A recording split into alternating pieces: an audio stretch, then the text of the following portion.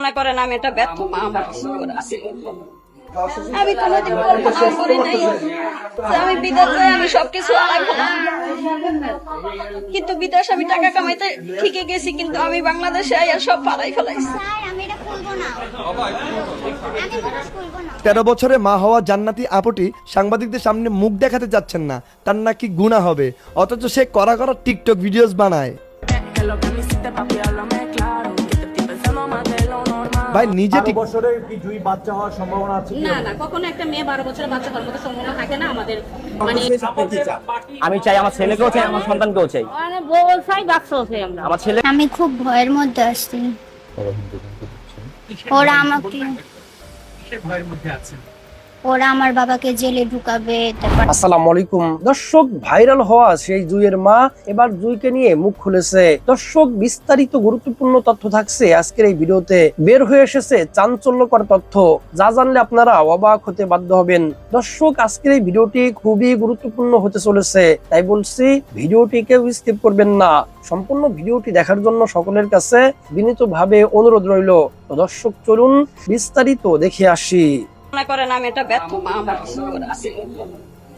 আমি কোনোদিন কল্পনা করি নাই যে আমি বিদেশ যাই, আমি সবকিছু আলাদা করলাম। কিন্তু বিদেশ আমি টাকা কামাইতে ঠিকই গেছি, কিন্তু আমি বাংলাদেশে আইয়া সব পালাই ফেলাইছি।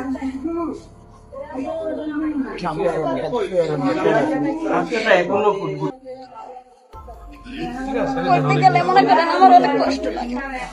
মনে করেন আমি শাসন করতাম, আমি মেয়েরে অনেক রাগারাগি করতাম, অনেক সময় অনেক রাগারাগি করতাম, গালাগালি করতাম মোবাইলের মাধ্যমে, যে তুমি এভাবে চলো কেন, এভাবে চলো, এমনি চললে তোমার আব্বু যে কয়, তুমি সবসময় কইতাম তোমার আব্বু যে কয় তুমি হেয়া হনবা, তুমি ঘর থেকে বাইরে বানা, কোনো জায়গায় যাবা না, কোনো বন্ধু বান্ধবের সাথে চলাফেরা করবা না। আমি সবসময় মানে আমি মা হিসাবে আমার যেটা দায়িত্ব ছিল আমি এটা করছি, ফোনের মাধ্যমে আমি করছি। আমার তো আর দেশের বাইরে থেকে আমার আসা সম্ভব না যে আমি চলে আসবো যখন তখন।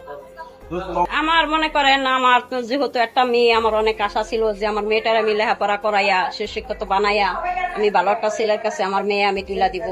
তা আমি সবসময় আমার মেয়েরে বলতাম ঠিক মতন মা পড়াশোনা করো। আমার অনেক আশা যে আমার মেয়েরে মেট্রিক পাস এই পাস করাবো, যেহেতু আমি কষ্ট করি বাহিরে, বাংলাদেশে ইচ্ছা করলে কাজ করে আমি খাইতে পারতাম, তো আমি বাংলাদেশে কাজ করি না, আমি বিদেশে আসছি কাজ করতে। আমার মেয়ে যেহেতু মানুষের মতো মানুষ হয়, এই কারণে আমি বিদেশে আসছি লেখাপড়া করাই আমার মেয়ের মানুষের মতো মানুষ বানাবো। আমার অনেক আশা ছিল। ঠিক, হ্যাঁ আমি জানতে পারছি, তখন আমি জানতে পারছি আমার মেয়ে টিকটক করে, এই কারণে আমার মেয়ের আমি অনেক গালাগালি করছি, অনেক কিছু করছি যে এডি করো না, এডি করলে মানুষের খারাপ করে, এডি আর করবা না তুমি কোনো সময়।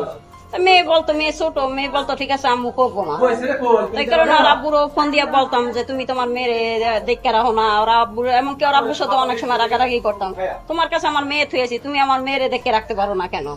আব্বুর সাথে ওই ব্যাপার নিয়ে অনেক রাগারাগি করতাম মাঝে মধ্যে। কি মনে করেন আমি আজকে আমার মেয়ের এইরকম পরিস্থিতি বা আমার এরকম ক্যামেরার সামনে বইতে হইব, আসতে হইব, কথা বলতে হইব, আমি কোনোদিন ওটা কল্পনা করি নাই যে আমি কোনো সময় ক্যামেরার সামনে আসবো বা আপনাদের সাথে আমি কথা বলবো, এমন কোনো আমার ইচ্ছে ছিল না, আশা ছিল না। আমি কোনোদিন জেল, আজত, কোর্ট আমি এসব কোনোদিন চোখেও দেখি নাই, কিন্তু আমার মেয়ের কারণে আজকে আমি এই যে গাইতে বাধ্য হয়েছি। ঠিক আছে, তবে কি এখান থেকে আমি এরিগেলে আসছি, এরিগেলে আমি সুখ বিচার পাইছি। যেমন আমি সায়েম স্যারের প্রতি আমি অনেক খুশি। সায়েম স্যারের প্রতি, সায়েম স্যার না হলে হয়তো আমি আমার নাতিরে ফেরত পাইতাম না। তাই সায়েম স্যারের প্রতি আমি অনেক অনেক ধন্যবাদ জানাই। সায়েম স্যারের অনেক ধন্যবাদ জানাই। বা এখানে লুৎপুর স্যার আছে, লুৎপুর স্যারের প্রতি আমি অনেক ধন্যবাদ জানাই। কিন্তু গেলে আমার সব কর্মকর্তা সবাই আমার সহযোগিতা করছে, সবাই আমার ই করছে, আমি সবার প্রতি শুকরিয়া জানাই। ঠিক আছে, মিডিয়ারা আমার অনেক ই করছে, সাহায্য করছে, আমি মিডিয়ার প্রতি অনেক ইয়া জানাই, শুকরিয়া জানাই, সবাই আমি ধন্যবাদ জানাই।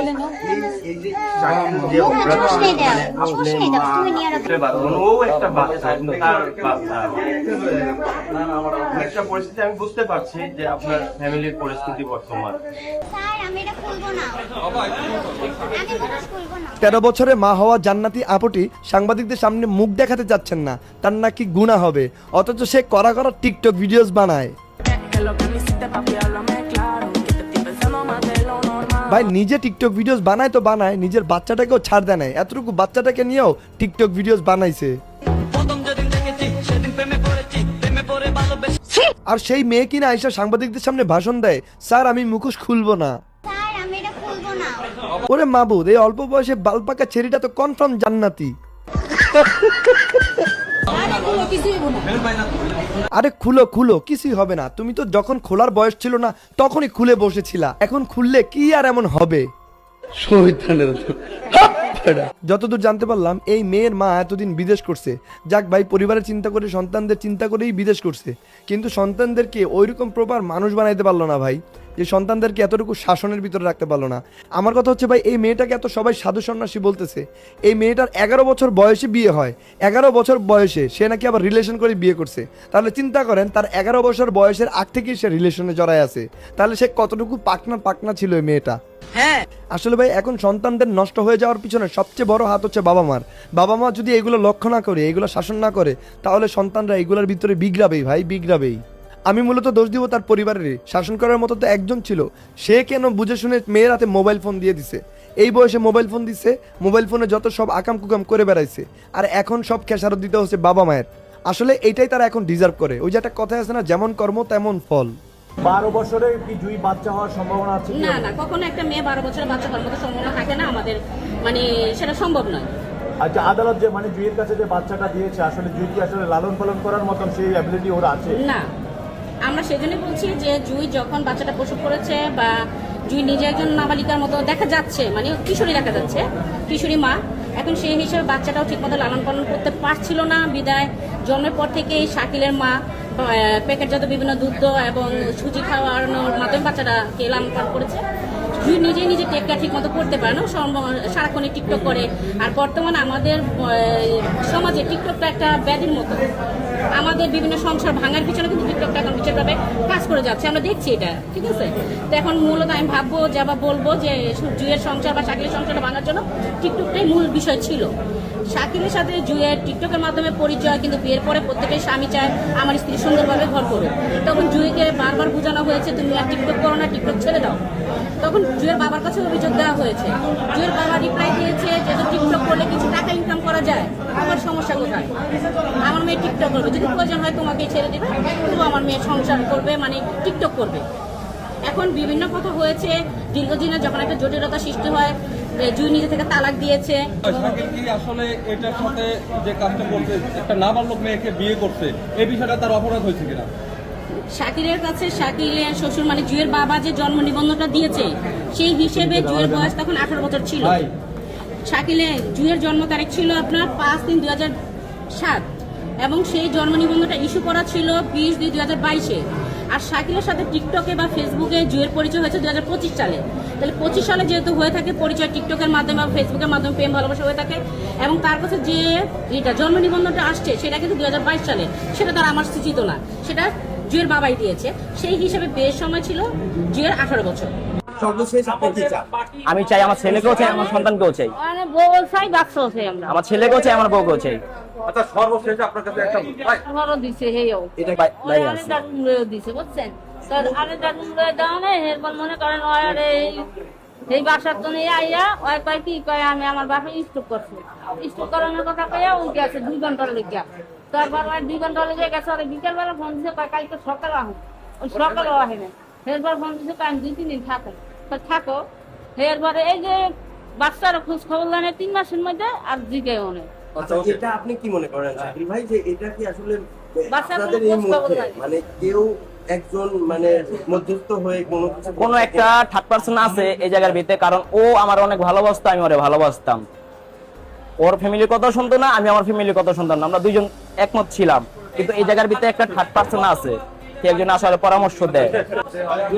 এটা আমাকে বাধ্য করছে, এটা আমাকে বাধ্য করছে, মানে না পাইলে আমি করছি। কোন কারণে যে ও আমাকে এমন পর্যায়ে নিয়ে গেছে, সবাই আমাকে দোষারোপ করতেছে, মানে ও সঠিক আমি ভুল, তার জন্য এটা আমি প্রকাশ করছি।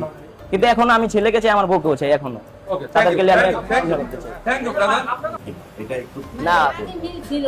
ও আমার পক্ষে ছিল, ওর বাপ যখন জর্গা ওর বাপের সাথে, তখন আমার পক্ষেই ছিল।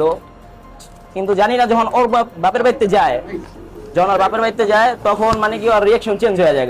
বাপের পক্ষে কথা কয়, একবার ওর বাপের পক্ষে কথা কয়, একবার আমার পক্ষে কথা কয়। বহুতবার হয়েছে ওর সাথে আমার জর্গা, এই নতুন না, আরো 6-7 বার হয়ে গেছে, 6-7 বারে মিলে দিয়ে গেছে। চকবাজার থানায় গেছিল, তারা পুলিশ আনছে, তারা তদন্ত করে দেখছে ওদের দোষ, তারপর আমরা মিলে দিয়ে গেছে। গ্যাঞ্জামটা কোথায় থেকে শুরু? গ্যাঞ্জামটা শুরু হচ্ছে, মেন কারণ হচ্ছে আমাকে ঘর জামাই থাকতে বলে। আমার মা বাপ ছেড়ে যাইতে কয়েক একবারের জন্য, তো আমি বলছি আমি এটা পারবো না। এই ঘর জামাই লইই মেন সমস্যা। এটা মিথ্যা কথা, এটা তার প্রমাণ দেখাও আমাকে, আমাকে তার প্রমাণ দেখাও। আমি কবে বলছি, কখন বলছি, তার প্রমাণ আমাকে দেখাও।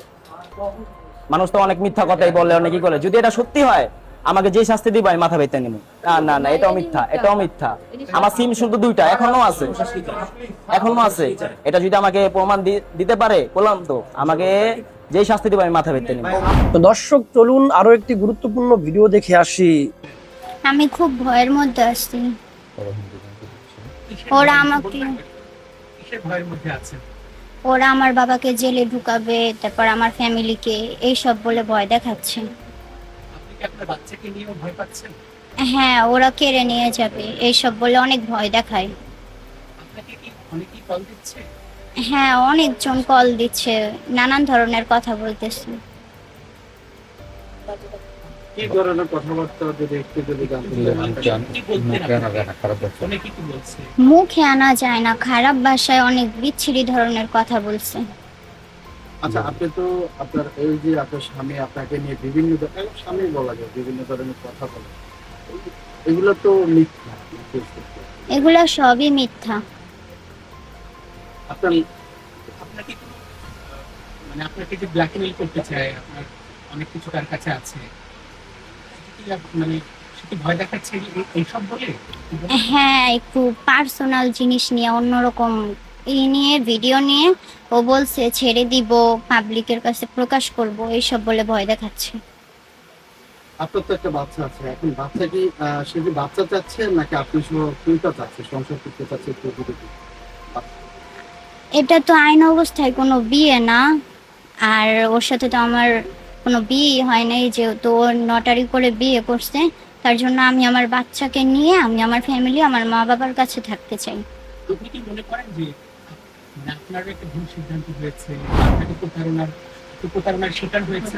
হ্যাঁ, আমি অনেক প্রতারণার শিকার হয়েছি, আমি অনেক ভুল করছি।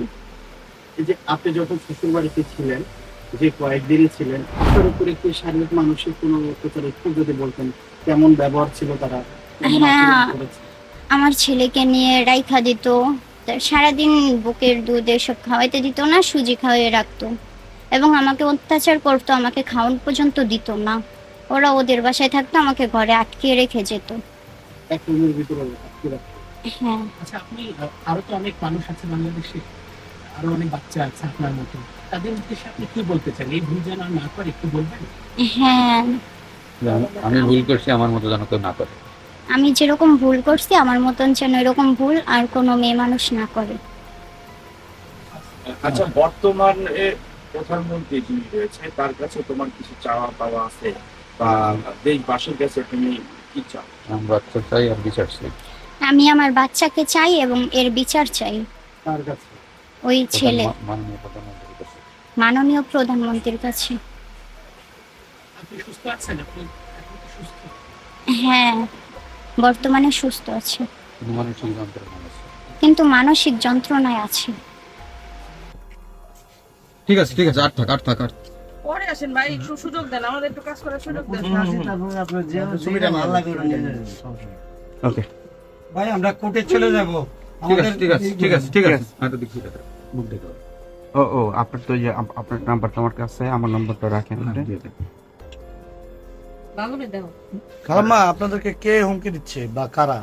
অপরিচিত নাম্বার দিয়ে ভাই, ডিসি অফিসে করে নাম্বারটা কারা হুমকি দিছে, অপরিচিত নাম্বার দিয়ে আমাকে চলেন ফোনটা আপনাদেরকে হুমকি দিচ্ছে, ধরে নিয়ে নাম্বারটা কি আপনি উকিলকে দিয়েছেন? হ্যাঁ,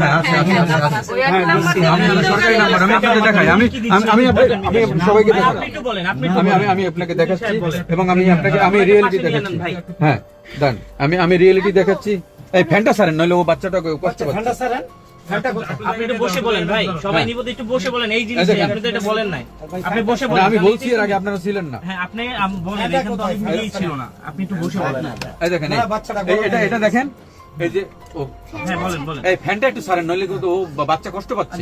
লাইটটা টপ হয়ে গেছে, একটু চাপ দেন মাঝখানে। হ্যাঁ, এই দেখেন, এই আপনাকে যে দেখাচ্ছি, এই সরকারি নাম্বার, সরকারি লোগো ব্যবহার করে উনি নিজে পরিচয় দিচ্ছে, উনি সহকারী পুলিশ কমিশনার বলছে, একবার বলছে আমি নির্বাহী ম্যাজিস্ট্রেট এবং জেলা পরিষদে একটা সাহায্য আসছে বাচ্চার জন্য, এইটা বলে নাম্বার জোগাড় করে এই মেয়েটাকে কল দিয়েছে এবং মেয়েটাকে এমন এমন কুৎসিত প্রশ্ন করছে যে লেখছে একটা, মানে আমি খারাপ ভাষাই বলি যে এভাবে কি করে, এই ধরনের কোশ্চেন এই লোকটা করেছে এবং তার ভয়েস দিয়েছে।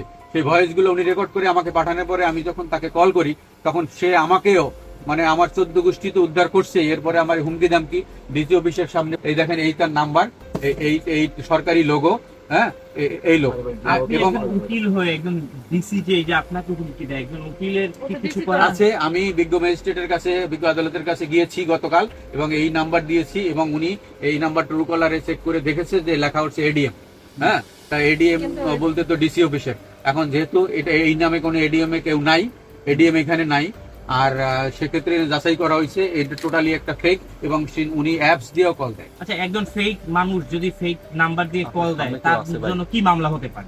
এখন এটার অনেক বিষয় আছে, কারণ বাংলাদেশে দেখবেন অ্যাপস দিয়ে কল দিয়ে অনেক ক্রাইম ঘটতেছে। এই যে চট্টগ্রামে যে একটা শিষ্ট সন্ত্রাসী ধরা পড়ছে, পুলিশ কমিশনার কালকে বক্তব্যটা দেখেন যে এই যারা অ্যাপস দিয়ে ব্যবহার করে হুমকি দেয়, কথা বলে, এদেরকে ট্রেস করা খুবই কঠিন। যেখানে পুলিশের বড় কর্মকর্তারা এই অ্যাপস চালাতে পারতেছে না ধরতে, সেখানে আমরা কিভাবে পারবো বলেন? তথ্য প্রযুক্তি যাদের কাছে আছে, যাদের কাছে তথ্য প্রযুক্তি আছে তারাই পারে না সন্ত্রাসী ধরতে অ্যাপসের মাধ্যমে, সেক্ষেত্রে আমাদের তো সম্ভব না। আপনারা দেখেন কিভাবে সরকারি লোক ব্যবহার করে এভাবে হুমকি দামকি আমার, এবং ভয়েস গুলো আছে। আপনি কি পদক্ষেপ নিয়েছেন এইটার বিষয়ে একটু? এটা আমি বিজ্ঞ ম্যাজিস্ট্রেটকে আমি বলেছি, অবহিত করেছি, উনি দেখবে বলছে এবং তার এখন পর্যন্ত আমি জিডি বা কোনো কিছু করিনি। যখন দেখলাম যে একটা ফ্রড, অরিজিনাল কেউ না, তখন আবার দেখি কি করা যায়, আমি পদক্ষেপ নেব। আপনি কি মানে এইটা নিয়ে ভয় পাচ্ছেন কিনা?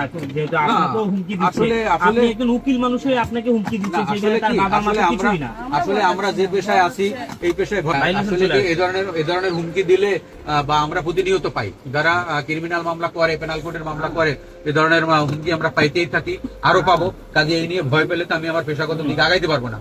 সেক্ষেত্রে দেখা যাক কি হয়, উনি কতদূর আগাতে পারে, আমি কতদিন পাই, এটাই বিষয়। আমরা ভয় পাচ্ছি না, মূল পুরো ফ্যামিলিটাকে নিয়ে আমরা ভয় পাচ্ছি, যেভাবে হুমকি দামকি আসছে এবং উঠে নিয়ে যাবে, তুলে নিয়ে যাবে ওদের বাবা মাকে, এগুলোই বিষয়, আর কিছু না।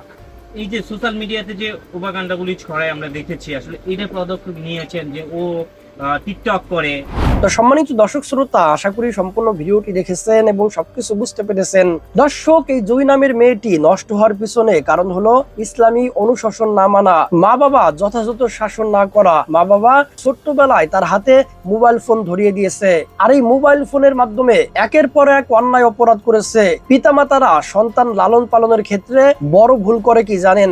সন্তানের হাতে ছোটবেলা থেকেই মোবাইল ফোন ধরিয়ে দেয়, ভাবে মোবাইল ফোন দেখতেছে, মোবাইল ফোন দেখুক, আমাকে তো আর ডিস্টার্ব করতেছে না, একটু মোবাইল দেখলে কি এমন হবে। আর এই সিদ্ধান্তটাই সন্তানের জীবনকে একেবারে নরকে পরিণত করে দেয়, সন্তানের মেধা বিকাশে ধ্বংস করে দেয়। শুধু মেধার ক্ষেত্রেই না, প্রতিটা ক্ষেত্রেই সন্তানের ধ্বংস নেমে আনে এই মোবাইল ফোন। পিতামাতাদের কাছে আমি অনুরোধ করব, আপনার সন্তানকে ছোটবেলায় মোবাইল ফোন ধরিয়ে দিবেন না, আপনার সন্তানকে সময় দিন, সন্তানকে ইসলাম শিক্ষা দিন, সন্তানকে বিভিন্ন বই কিনে দিন। এগুলোর ধারায় আপনার সন্তান সাফল্যের দিকে যাবে, তা না হলে জুয়ের মতো পরিণত হবে আপনার সন্তানেরও। আল্লাহ সুবহানাহু ওয়া তাআলা আমাদের সন্তানদেরকে হিফাজত করুন, আমিন আমিন। তো দর্শক, আজকের এই ভিডিওটি এ পর্যন্তই। আজকের এই ভিডিও নিয়ে আপনাদের মন্তব্য থেকে থাকলে আপনাদের মূল্যবান মন্তব্য অবশ্যই কমেন্ট সেকশনে জানিয়ে দিবেন। তো ভিডিওটি ভালো লাগলে লাইক এবং শেয়ার করে দিন। আর হ্যাঁ, নিত্য নতুন আপডেট ভিডিও পেতে চ্যানেলটি সাবস্ক্রাইব করতে ভুলবেন না। দেখা হবে নতুন ভিডিওতে, ততক্ষণ ভালো থাকুন, সুস্থ থাকুন, এই দোয়া রইল। আসসালামু আলাইকুম ওয়া রাহমাতুল্লাহ।